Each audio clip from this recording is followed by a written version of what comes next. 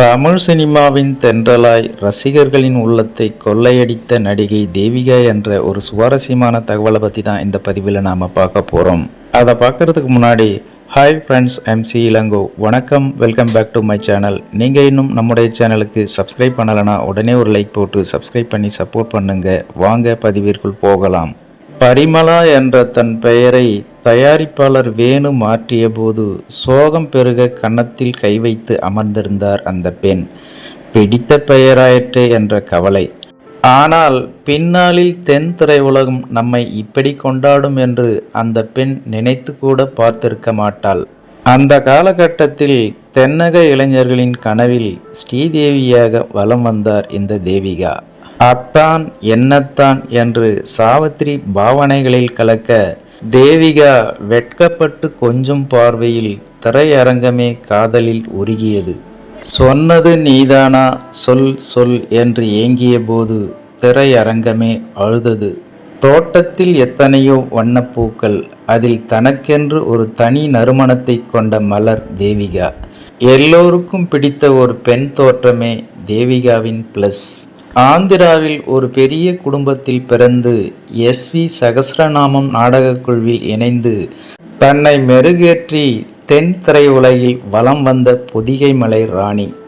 ஆம், பொதிகை மலை உச்சியிலே என்ற பாடலில் தேவிகா காட்டும் நளினம் உண்மையிலேயே தென்றல் தவழ்ந்து வந்து விட்டதோ என்றே தோன்றும்.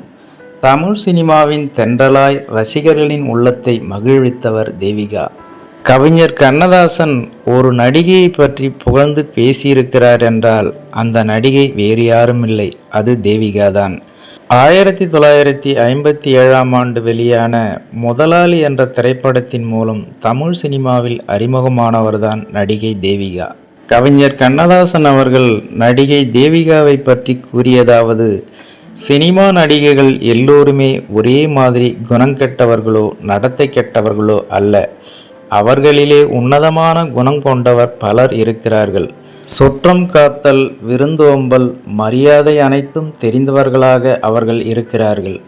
தயாரிப்பாளர்களின் கழுத்தை நெரித்த நடிகைகளும் உண்டு, கை கொடுத்து உதவிய உத்தமிகளும் உண்டு. இரண்டாம் வகையைச் சேர்ந்தவர் தேவிகா. அவர் கதாநாயகியாக நடித்தபோது இன்றைக்கிருக்கும் பல நடிகைகளை விட நன்றாகவே நடித்தார். குடும்ப பாங்காக அழகாகவே இருந்தார். வாழ்க்கையை தேர்ந்தெடுக்க தெரியாத காரணத்தால் வாழ்க்கையில் தோல்வியடைந்தார். இல்லையென்றால் தேவிகாவின் குணத்துக்கும் நடத்தைக்கும் எவ்வளவோ நிம்மதியான வாழ்க்கை அமைந்திருக்கும். என்ன, உங்கள் திரைப்படங்களில் தேவிகாவை விட்டால் வேறு யாரும் நடிப்பதற்கு கிடைக்கவில்லையா என்று என்னுடைய நண்பர்கள் என்னை பார்த்து கேட்பார்கள். எந்த குடை மழையிலிருந்தும் வெயிலிலிருந்தும் என்னை காப்பாற்றுகின்றதோ அந்த குடையைத்தானே நான் தேர்ந்தெடுக்க முடியும் என்று நான் சொல்வேன். படப்பிடிப்பிற்கு நேரத்திற்கு வருவார். பணம் கொடுத்தால்தான் நான் வருவேன் என்று பிடிவாதம் செய்ய மாட்டார். தயாரிப்பாளர்களின் கஷ்ட நஷ்டங்களில் முழுக்க பங்கு கொள்வார் தேவிகா. என்னை பொறுத்தவரை சில நேரங்களில் நான் திட்டிவிட்டாலும் அழுது விடுவாரே தவிர முறைத்து கொள்ள மாட்டார். தமிழ்நாட்டிலேயே அதிகம் வளர்ந்த ஆந்திர பெண்மணியான இவர் தெலுங்கை விட தமிழைத்தான் அழகாக உச்சரிப்பார். குடும்ப பெண்ணாக நடித்தால் மயக்கம் தரக்கூடிய உருவங்களில் இவரது உருவமும் ஒன்று. குடும்பத்துக்காகவே வாழும் சினிமா நடிகைகளில் தேவிகாவும் ஒருவர். எந்த காலத்திலும் சொந்த ஆசைகளுக்காக குடும்பத்தின் நலனை அவர் தியாகம் செய்ததில்லை. பாவி என்றொரு சொல் தமிழில் உண்டு.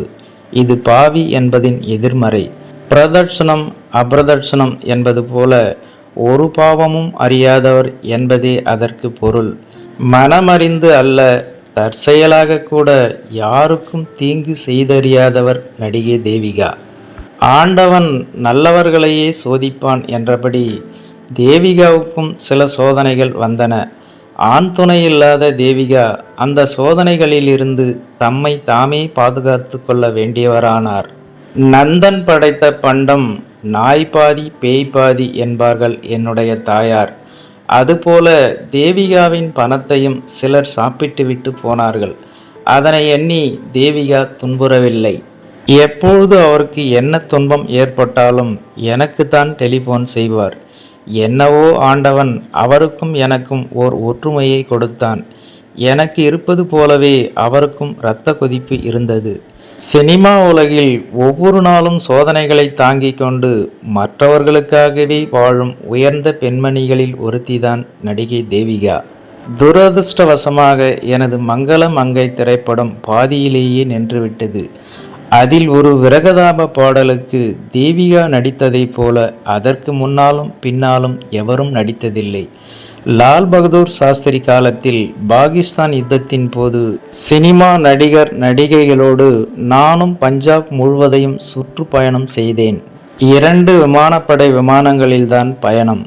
விமானம் உயரமாக இருக்கும். அதற்கும் ஏணிக்கும் உள்ள தூரம் 3 அடி உயரம் இருக்கும். எல்லோரும் மலமளவென ஏறிவிடுவார்கள். எனக்கு மட்டும் கால்கள் நடுங்கும். எனக்கு கை கொடுத்து விமானத்திற்குள் இழுத்துக்கொள்வதே தேவிகாதான். ஒரு திரைப்படத்தில் தேவிகாவுக்காக பொய்யிலே பிறந்து பொய்யிலே வளர்ந்த புலவர் பெருமானே என்ற பாடலை நான் எழுதினேன்.